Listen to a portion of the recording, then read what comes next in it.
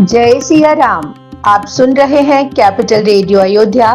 मैं हूं भावना राय और मैं हूं वात्सल्य राय। सभी सुनने वालों को जय सिया राम। कैपिटल रेडियो अयोध्या में आप लगातार सुन रहे हैं रामायण की कहानियां। रामायण का अर्थ है राम का आयन, यानी भगवान श्री राम की यात्रा। ये वो यात्रा पथ है जिस पर बढ़ते हुए राजकुमार राम मर्यादा पुरुषोत्तम भगवान हो गए। पिछले अंक में हमने आपको भगवान परशुराम और भगवान राम के बीच संवाद की कथा का एक हिस्सा सुनाया। अगर आपने वो एपिसोड नहीं सुना है तो हमारे YouTube चैनल और Facebook पेज पर जाकर सुन सकते हैं। उसका लिंक भी हम डिस्क्रिप्शन बॉक्स में साझा कर रहे हैं। अब आगे की कथा। गोस्वामी तुलसीदास जी महाराज कहते हैं कि जब भगवान राम ने भगवान परशुराम को बार बार मुनि और विप्र कहा तो वो क्रोधमय हंसी हंसते हुए बोले, तू भी अपने भाई की तरह टेढ़ा ही है। निपटा ही द्विज कर जानहि मोहि, मैं जस विप्र सुनावहु तोहि। चाप सुवासर आहुति जानू, कोप मोर अति घोर कृसानु। अरे राम, तू मुझे निरा ब्राह्मण ही समझ रहा है? मैं तुझे बताता हूं कि मैं कैसा विप्र हूं। मेरे धनुष को सुरवा, बाणों को आहुति और क्रोध को भयंकर अग्नि समझ। चतुरांगनी सेना यज्ञ में जलाई जाने वाली लकड़ियां हैं। बड़े बड़े राजा उसमें आकर बलि के पशु बने हैं।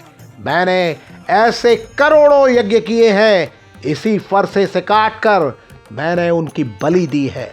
मेरा प्रभाव तुझे पता नहीं है। तू मुझे निरा ब्राह्मण समझकर ऐसी बातें कर रहा है, निरादर कर रहा है। शिव जी का धनुष तोड़कर तेरा घमंड बहुत बढ़ गया है। तू सोच रहा है कि तूने सारे संसार को जीत लिया है। राम कहा मुनि कहो बिचारी, रिसत बड़े लघुचूक हमारी। चुअत ही टूट पिनाक पुराना, मैं कही हेतु करो अभिमाना। भगवान राम ने कहा, हे मुनिवर, आप सोच विचार कर बोलिए। हमारी छोटी सी गलती के लिए आप बड़ा भारी क्रोध कर रहे हैं। धनुष पुराना था, हमारे छूते ही टूट गया। मैं भला किस बात के लिए अभिमान करूं? जो हम निद्रहि विप्रबदी, सत्य सुनहु भृगुनाथ। तो असको जग सुबट जही, भय बस नावहि मात। हे भृगुनाथ, सुन लीजिए। अगर आपको लगता है कि हम ब्राह्मण कहते हुए आपका निरादर कर रहे हैं तो ये सच भी जान लीजिए कि संसार में भला ऐसा कौन सा योद्धा है जिसके डर से हम सिर झुकाएं। ये भी सुनिए, देवता हो, राक्षस हो, बहुत सारे राजा हो, योद्धा हो, हमारे बराबर हो या हमसे अधिक बलवान हो, जो रन हमें पचारे को, लड़ई सुखेन कालुकिन हो।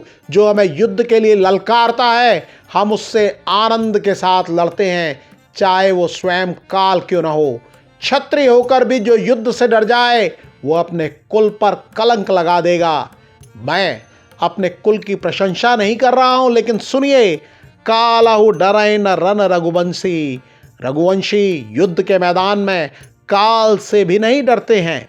वो बोले, ब्राह्मण वंश की ही ऐसी महिमा है कि जो आपसे डरता है वो सबसे निर्भय हो जाता है। भगवान राम की ऐसी रहस्यमयी बातें सुनकर भगवान परशुराम का मन बदलने लगा। वो बोले, राम रमापति कर धनु लेहु, खैचेहु मिटे मोर संदेहु। देत चाप आपो ही चल गयऊ, परशुराम मन विस्मय भयऊ। हे राम, हे रमापति, हे लक्ष्मीपति, विष्णु जी का धनुष हाथ में लीजिए और इसे खींचिए जिससे मेरा संदेह मिट जाए। भगवान परशुराम धनुष देने लगे, तब वो अपने आप ही चल गया। तब परशुराम जी के मन में बड़ा आश्चर्य हुआ। जाना राम प्रभाव तब पुलक प्रफुल्लित गात। भगवान राम का प्रभाव जानकर वो अत्यंत प्रफुल्लित हो गए। जय रघुवंश बनज बन भानु, गहन दनुज कुल दहन कृसानु। जय सुर विप्र धेनु हितकारी, जय मदमोह कोह ब्रह्महारी। हे रघुकुल रूपी कमल वन के सूर्य, हे राक्षसों के कुल रूपी घने जंगल को जलाने वाली अग्नि, आपकी जय हो। हे देवता, ब्राह्मण और गायों का हित करने वाले, आपकी जय हो। हे मदमोह क्रोध और भ्रम को हरने वाले, आपकी जय हो। करो काह मुख एक प्रशंसा, जय महेश मन मानस हंसा। भगवान परशुराम ने कहा कि एक ही मुख है, मैं आपकी प्रशंसा कैसे करूं। हे महादेव जी के मन रूपी मान सरोवर के हंस, आपकी जय हो। मैंने अनजाने में आपको बहुत से अनुचित वचन कहे। हे क्षमा के मंदिर दोनों भाई, मुझे क्षमा कीजिए। श्री रामचंद्र जी, आपकी जय हो, जय हो, जय हो। ऐसा कहकर भगवान परशुराम जी तप करने के लिए वन को चले गए। ये देखकर दुष्ट राजा भी वहां से भाग गए। इस एपिसोड में इतना ही। अगले अंक में हम आपको सुनाएंगे आगे की कथा। कार्यक्रम को पसंद करने और शेयर करने के लिए हम आप सभी सुनने वालों के बहुत आभारी हैं।